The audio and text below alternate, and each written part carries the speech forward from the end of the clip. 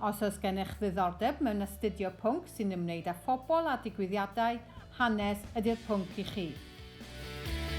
If you enjoy discussing ideas, history is the subject for you.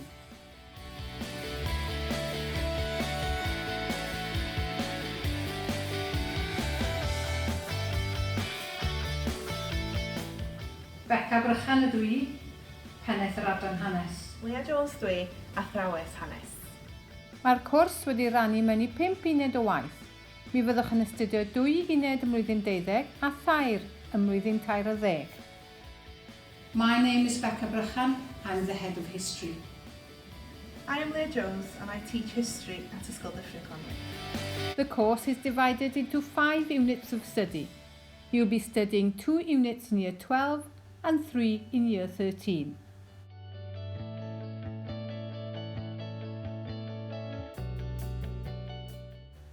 Yn uned 1, mi fyddwch yn astudio cyfnod y Tuduriaid gan ganolbwyntio ar y newidiadau gwleidyddol, crefyddol, economaidd a chymdeithasol. In Unit 1, you will be studying the Tudor period, concentrating on the political, economic, religious and social changes. Yn uned 2, mi fyddwch yn astudio bywyd yn yr Almaen o ddiwedd y Rhyfel Byd Cyntaf tan ddaw Hitler I bŵer. Mi fydd cyfle I chi ddod I ddeall sut ddaeth Hitler a'r Naziaid I bŵer yn yr Almaen yn 1933. Fi dewis hanes yn y lefel A oherwydd nes I cymryd o yn y Tygau. Oedd o'n eitha diddorol yn Tygau ac ar ôl edrych ar y cwrs yn chweched, nes I meddwl oedd yn edrych yn eitha diddorol. Ti'n cael astudio'r Tuduriaid a yr Almaen ar ôl Rhyfel Byd Gyntaf. In Unit 2, you will study life in Germany from the end of the First World War until Hitler's rise to power. You will have the opportunity to come to understand how Hitler and the Nazis came to power in Germany in 1933.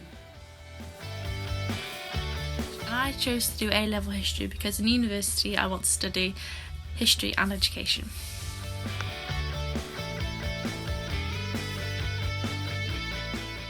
Mae uned 3, America 1890-1990, wedi rhannu mewn I 2 ran.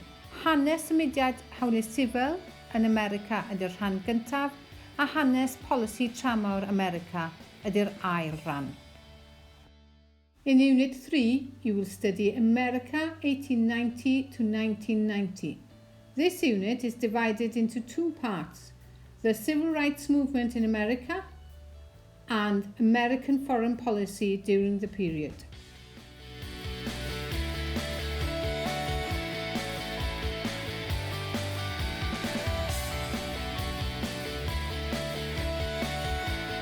Nes I ddewis hanes lefel A gan fy mod I wedi mwynhau yn Tygau a gan fy mod I eisiau mynd ymlaen I wneud y gyfraith yn brifysgol. Mae uned 4 yn astudiaeth fanwl o gyfnod y Naziaid yn yr Almaen. Unit 4 is an in-depth study of the Nazi period in Germany.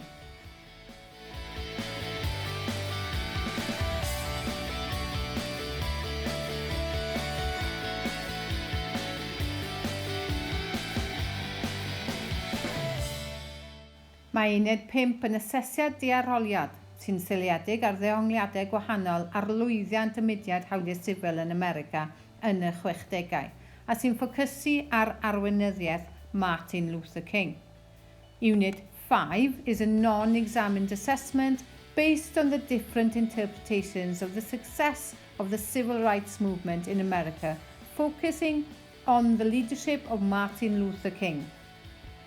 I chose to study history at A-level due to the fact that I believed it would give me the opportunity to study a wide range of topics in university, and I also thoroughly enjoy learning about historic events.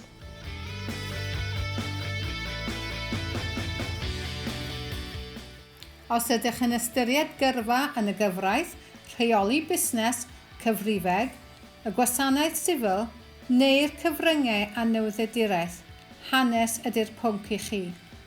Wrth gwrs, mae astudio hanes hefyd yn angenrheidiol ar gyfer gyrfaoedd megis dysgu, gwaith amgueddfa ac archifau.